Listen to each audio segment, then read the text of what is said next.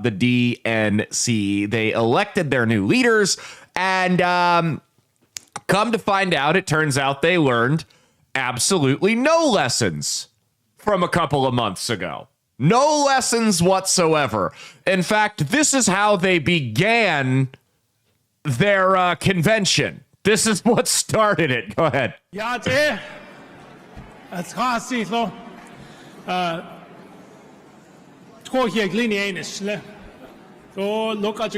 Sims.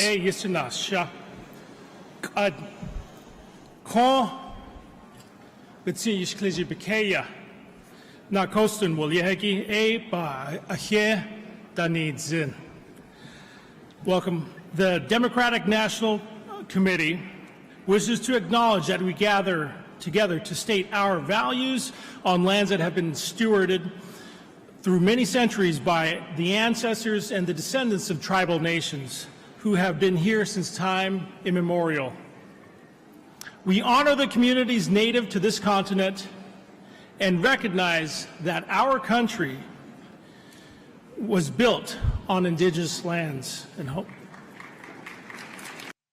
Here's what I love about this from all these do-gooder white liberals, and that guy wasn't white, but the white guilt retards that we see all the time that are making the stolen land argument. You guys know talk is cheap, right?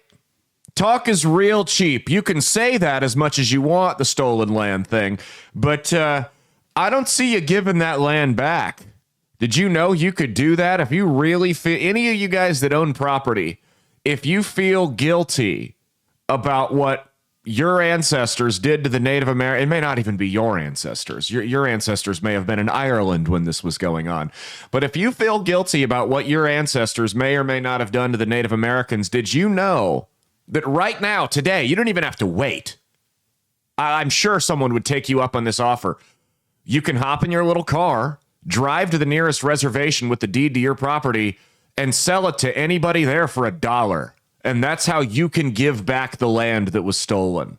Mia, would you volunteer to be the first recipient of one of these $1 home purchases to help give the land back to the natives, the stolen land?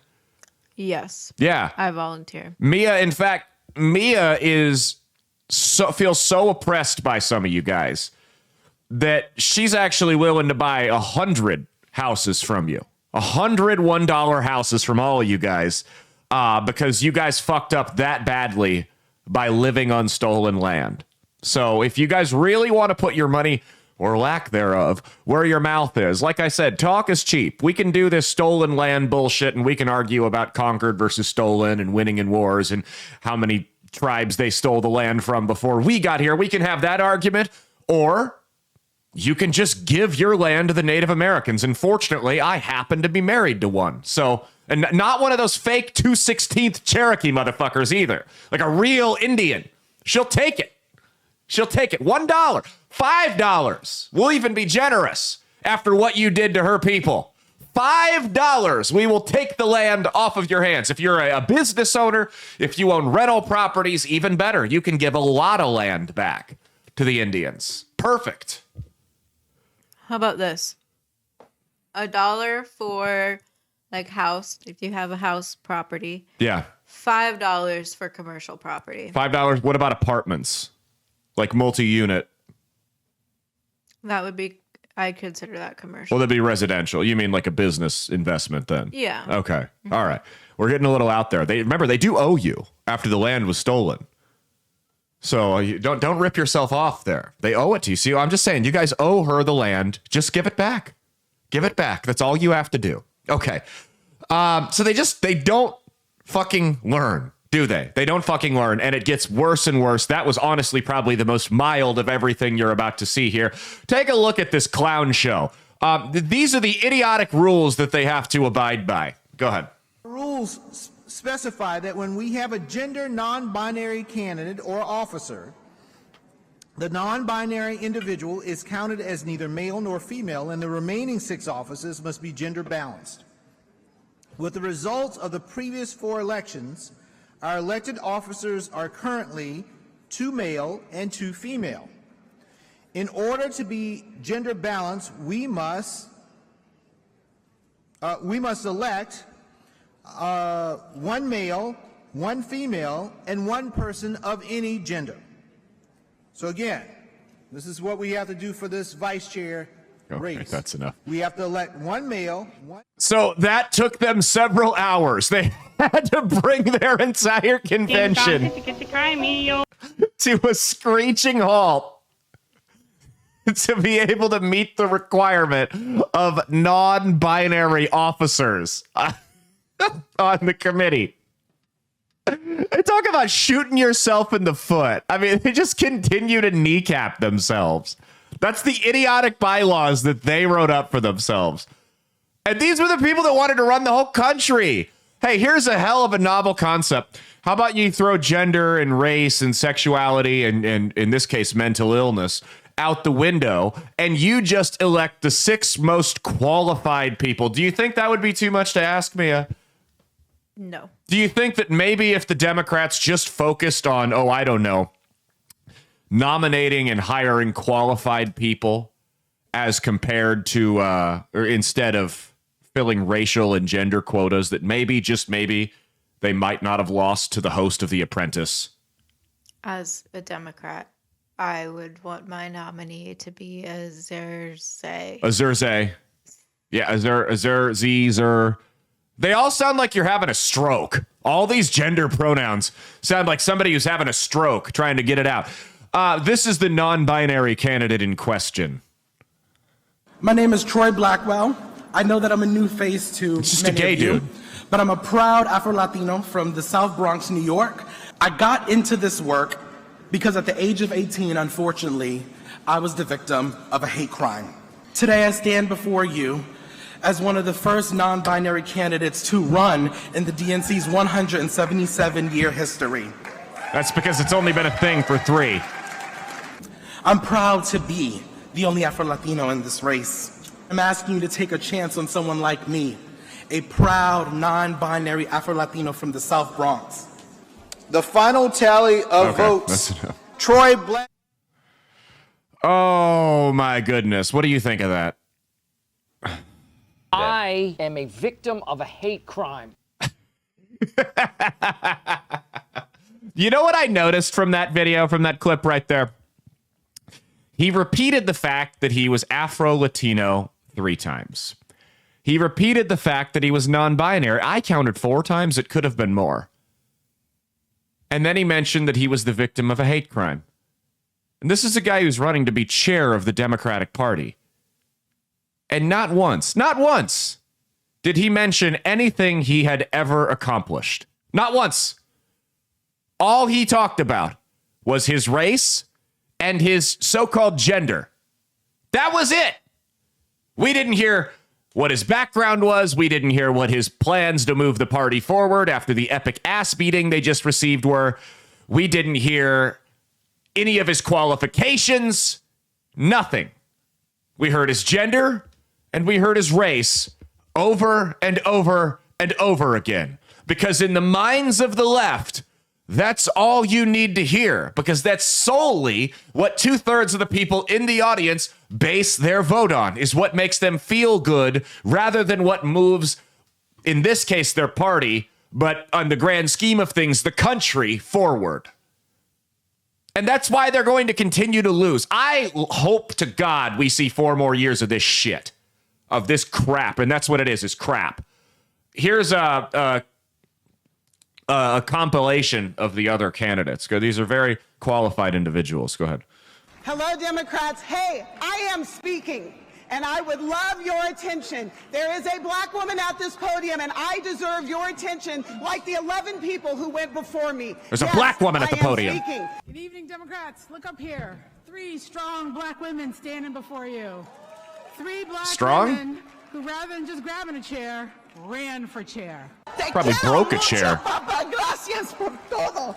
My name is Artie Blanco, Freddie Blanco's daughter. Vote for me for vice chair. Look at this room, y'all. Truly take it in. This is the Democratic. You took a lot of hot dogs in before, huh? Strongest when we stand together.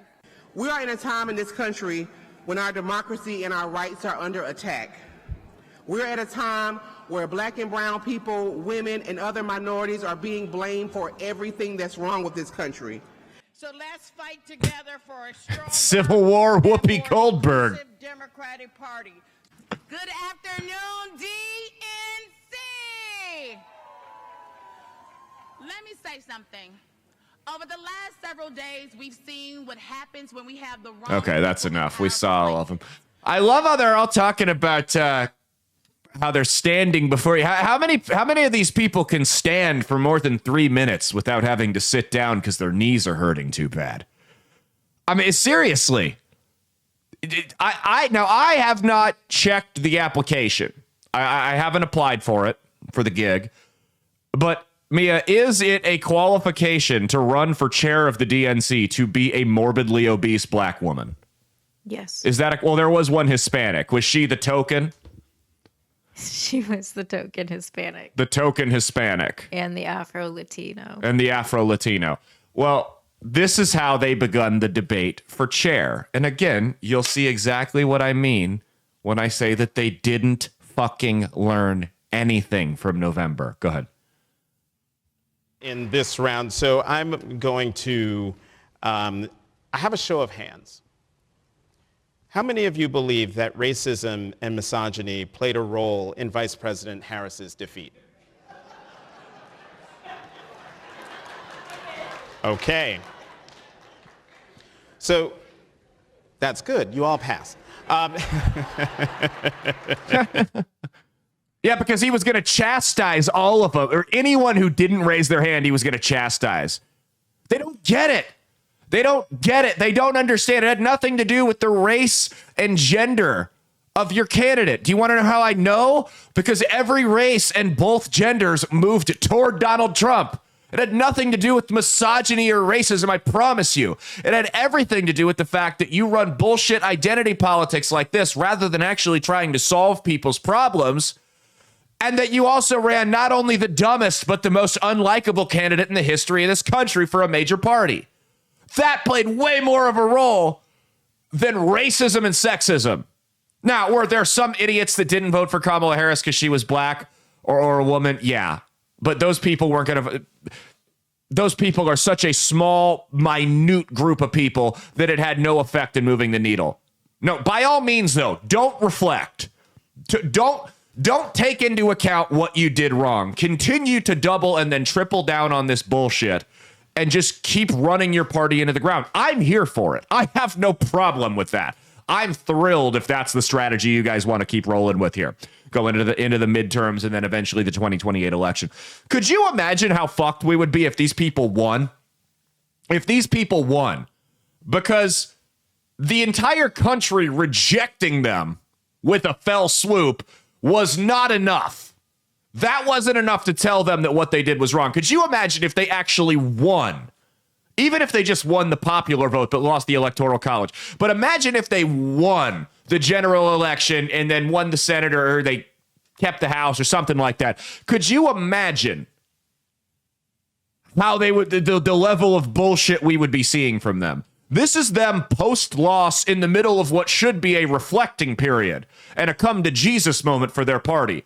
Imagine if they got what they deemed to be a mandate to keep moving forward, how insane it would be. I mean, you would see people that were trans-disabled being nominated to leadership positions in the party. I mean, you'd have furries running for Senate in 2026, getting major party nominations for the Democrats in key swing states. Could you imagine the fuckery that we would see? Now, here was someone's opening statement. This is a very, I feel like, Mia, remember, we've shown clips from the Libertarian and the Green Party and the Communist Party from their conventions, right? And we've made fun of it about what a clown show it was and everything.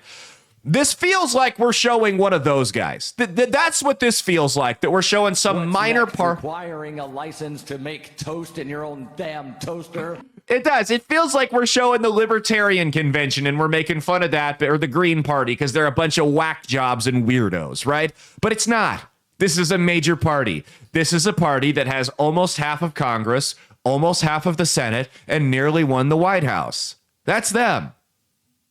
So this is how one of their chair candidates opened her or that this was her opening statement in the debate. I'm not fucking making this up. Look at this.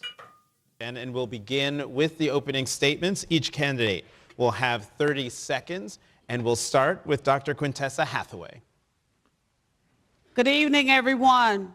It is my desire to be the next DNC chair, and I just want to give you all a little bit of something that's been on my heart here over the last couple of days.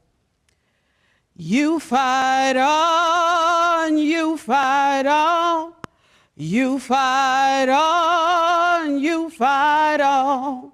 When your government is doing you wrong, you fight on, oh, you fight on. Why does it feel like I'm watching American Idol? It's a no from me. Thank you, Dr. Hathaway. You know what I'm going to do? You want to do something fun? When's the Nebraska Republican Party convention? Will you look into that? Because I'm going to run for chair. And when it's time for me to make my opening statement, everybody be like, I'm Caleb Salvatore. I'm running for chair of the Nebraska Republican Party. And I just wanted to say something that's been on my mind these last couple days.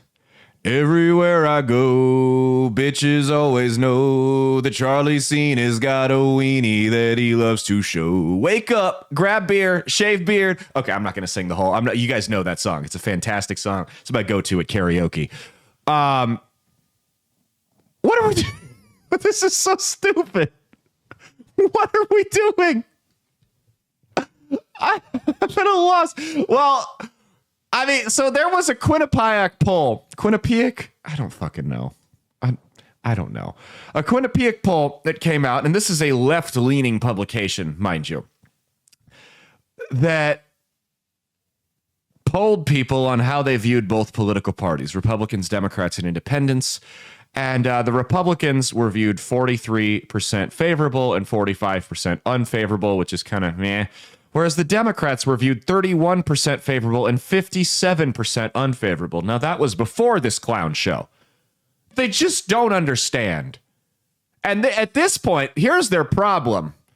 Here's their problem. At this point, they've let the lunatic fringe of their party completely take it over. They accuse the Republicans of letting that happen, but that's not the case. They let the lunatic fringe of the Democrat Party hijack it. And now these people are so deeply embroiled in it that they can't just kick them out. It's not a matter of, okay, that was a bad idea. We tried the woke shit for a couple of years. That didn't work. The people rejected it. Let's try a new approach. No, the problem is you have deeply entrenched these lunatics into your party, into the fabric of your party, into key leadership roles, right? Into campaign management and activist roles. You can't just kick them out. And the problem is there's enough of those people in your party that have sway, and more important than sway, really loud voices, that even if you try to run those people out with torches and pitchforks, as you should, those folks would make so much noise that it would cause a civil war that would take you decades to recover from. You're already seeing a civil war, and their civil war is complicated. Because civil wars in political parties usually broil down to ideological lines. That's not the case. You've got really hard left people like Cenk Uygur and moderate people like John Fetterman that are both saying, hey, maybe we should calm the woke shit down. And then you've got a big, stupid, ugly ogre. I couldn't find it. Oh, alphabetical order. Remember, it's important. We're going to get the ABCs up above the computer.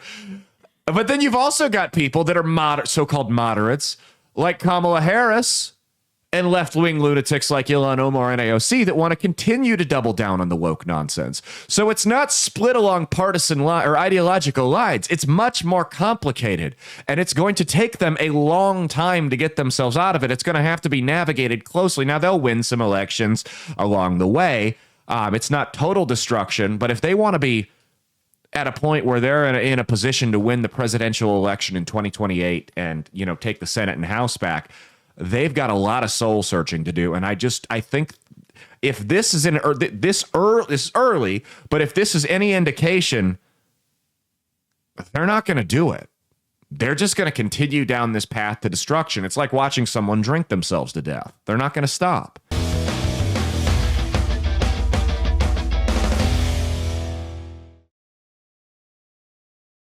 Hey, thanks for watching. If you liked what you saw, be sure to click the link in the description to get the full episode on Rumble. If you prefer to listen along, you could actually get us on Spotify, Spreaker, and iHeartRadio. You can also go to www.outlawstreamers.com to learn more about not just my show, but tons of other great shows and all the exciting projects they have coming up. Follow my socials at Caleb Isn't Funny on Twitter and Instagram, at Caleb Salvatore Comedy on the Chinese Spy app that is TikTok, and be sure to like and subscribe to this YouTube channel. Thanks, and we'll see you every Saturday for brand new episodes of That's Based. Peace.